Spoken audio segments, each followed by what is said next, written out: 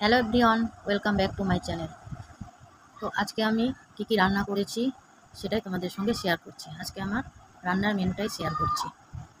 তো এখানে আমি শাক রান্না করব। শাক বলতে মূলো আর পটল নিয়েছি আর আলু, এটাকে রান্না করব।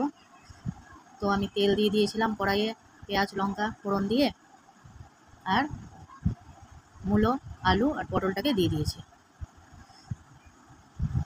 এবার আমি শাকটাকে দিয়ে দিলাম। এভাবে করে আমি রান্নাটা করে নেব।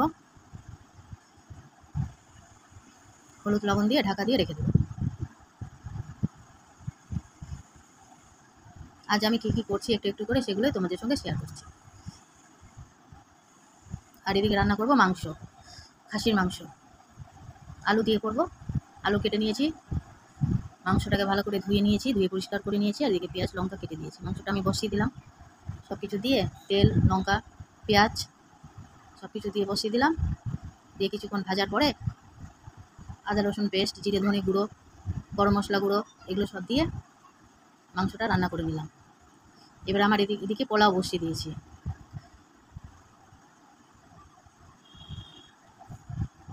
সামান্য সামান্য করে শেয়ার করলাম। এগুলো রেসিপি যেহেতু আগে শেয়ার করেছি। পোলাওটা আমার হয়ে গেছে। পেঁয়াজ বেরেস্তা দিয়ে দিলাম শেষে। পোলাওটা আমার হয়ে গেছে। এবারে চলো দেখি কী রান্না করেছি। এদিকে ভাজা মূলো আলু পটল ভাজা, ভাত, পাঁপড় ভেজেছিলাম, পাঁপড় ভাজা, আর এই যে পোলাও, আর এটা খাসির মাংস। এই ছিল আজকের মেনু। তো আমার রেসিপিটা ভালো লাগলে রেসিপিগুলা লাইক কমেন্ট শেয়ার করো। পাশে থাকা বেল আইকনকে প্রেস করে দিও নতুন নতুন রেসিপি পেতে। আমার চ্যানেলকে যারা সাবস্ক্রাইব করেছে তাদের অসংখ্য ধন্যবাদ। আর যারা করনি প্লিজ করে নিও। এরপরের ব্লগে দেখা হবে।